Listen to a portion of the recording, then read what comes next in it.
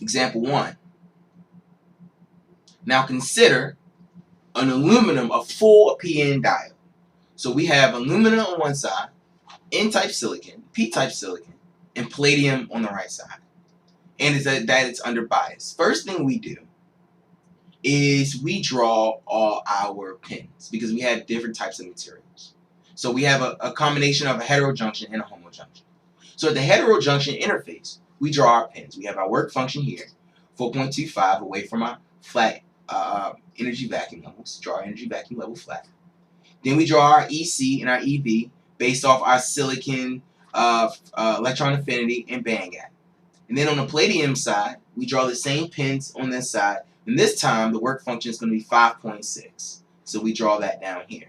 This will not change. No matter how I bias, the pins at the interface do not change. Alright? And there's no pinning at the homojunction because it's a homojunction. Okay? So to clear it up, I'm drawing my now what I'm going to do is I'm drawing my metal, and I'm going to say, all right, now I'm going to apply my bias. So negative on my aluminum side and positive on my palladium side.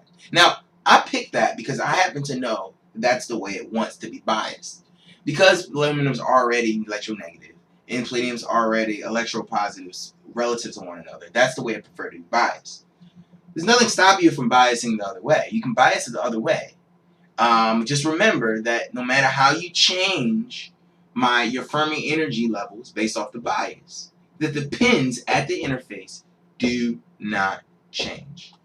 Alright? So then what I do is now that I've have my pins, now I can consider my Fermi energy level drop across my region. I know that the Fermi energy level is going to prefer to drop at each interface. So there's going to be a partial drop from the metal alumina to the N-type. There's going to be a drop from the N-type to the P-type in the silicon, and there's going to be a drop from the silicon to the palladium, as you can see. So we have this work function. The Fermi energy level is going to be more electropositive on this side than here, more electropositive on this side than here, and more electropositive on this side than here.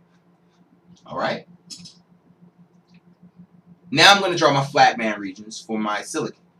In the N-type side, I have my conduction band close to my Fermi energy level.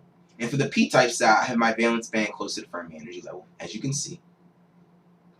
And then I connect the flat band region to the pinned regions as such. Right? And what you can see here is that I do get a slight Schottky barrier for my N side, right? So for my electrons here. But generally speaking, I don't run into any real problems moving holes on this side, but I do run into a major Schottky barrier on the P side here.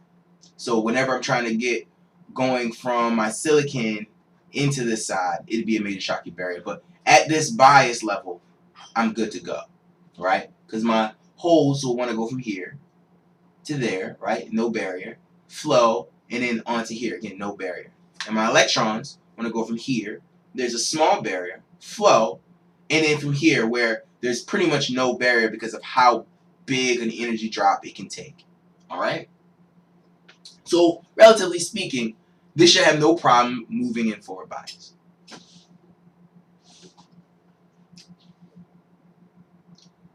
Now, for the second example, we'll consider titanium, N-type gallium arsenide, P-type gallium arsenide, and palladium. Okay? Now, for this one, again, we're also going to put this in forward bias. First thing we're going to do is we're going to draw our pins. And we draw our pins, we can see EC is close, it's pinned really close to the aluminum. And then, yeah, we can see EC is really close to the aluminum, and the EV is lower as such. And then, likewise here. Once we have our pins, we then consider our Fermi energy drop across each interface. We know that it drops at the interfaces. And I'm going to draw the biggest drop at the PN interface because that's where the biggest drop should occur. Alright? Then I'm going to draw my flat band regions, my N-type flat band region here, my P-type flat band region here. Okay? Then I'm going to connect the flat band region, and I can clearly see, again, my electrons have no problem flowing from my aluminum to my palladium, and my holes have no problem flowing from my palladium to my aluminum. I would say that in this case, this will be a better p-n junction as far as having a rectifying nature than the p-n junction here. Only because you can see that under forward bias, my electrons have to deal with a potential barrier here and a small potential barrier here, even though it's a big drop. But in this case, my electrons pretty much accelerate all the way down. Alright? And that concludes how to do applied bias. So pretty much the only thing you have to remember is that anytime you have a metal semiconductor or heterostructure interface, that you have to start by pinning your electron affinity and conduction energy values. Once you've pinned those values of the interface, that relative pins do not change ever.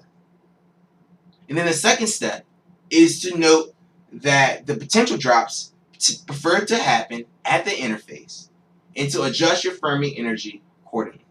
After that, you follow the same old rules. You draw your flat band region and you connect to your pins. And then from that, you can see how carriers flow.